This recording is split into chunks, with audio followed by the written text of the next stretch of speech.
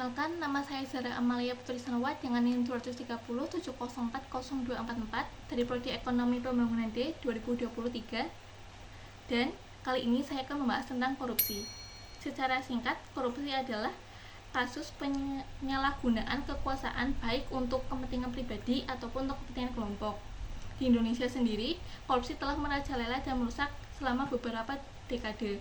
Latar belakangnya kompleks, seperti faktor ekonomi, faktor sosial, maupun faktor politik. Kasus korupsi di Indonesia terjadi baik pada sektor pemerintahan maupun pada sektor masyarakat. Keserakahan dan lemahnya moral merupakan salah satu terjadinya kasus korupsi.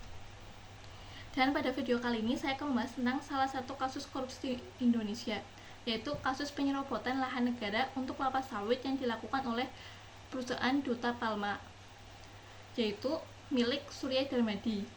Baik, pada tanggal 1 Agustus 2022, Kejaksaan Agung menetapkan Surya Darmadi sebagai tersangka kasus pencucian uang dan penyerobotan lahan negara seluas 37.095 hektar di Kabupaten Indragiri Hulu, Provinsi Riau. Lahan ini telah digunakan tanpa izin oleh Duta Palma Group, yaitu perusahaan yang dimiliki oleh Surya Darmadi selama periode 2003 sampai 2022. Perusahaan ini telah mengelola lahan tanpa izin dari Kementerian Kehutanan dan tanpa hak guna usaha dari Badan Pertahanan Nasional. Serta Raja Tamsir Rahman selaku mantan Bupati Indragiri Hulu periode 1999 sampai 2008 juga terlibat dalam kasus ini karena ia memberikan izin pengelolaan lahan tanpa dokumen yang lengkap. Dan yang paling terdampak dalam kasus ini adalah negara dan juga masyarakat, karena korupsi akan mengurangi pendapatan negara, yaitu melalui penggelapan pajak dan penggunaan dana publik yang tidak efisien. Akibatnya, pembangunan infrastruktur dan layanan publik akan disalahgunakan, sehingga angka kemiskinan akan terus meningkat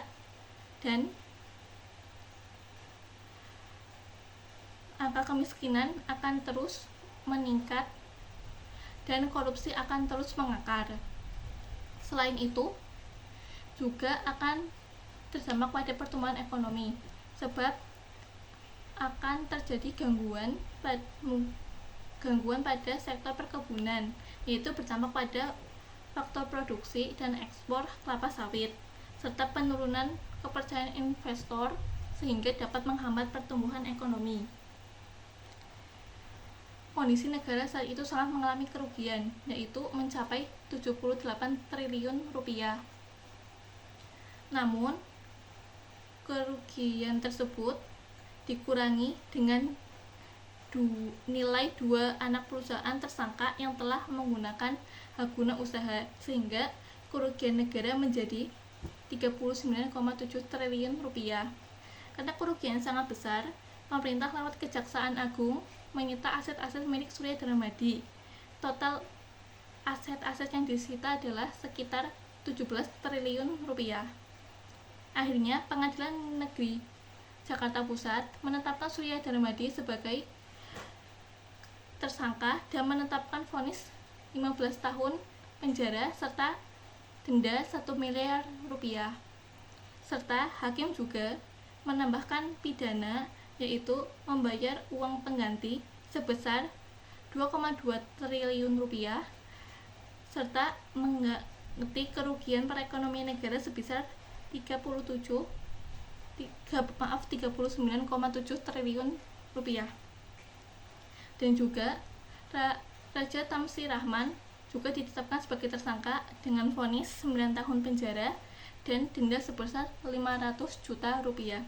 Sekian video yang dapat saya sampaikan. Terima kasih.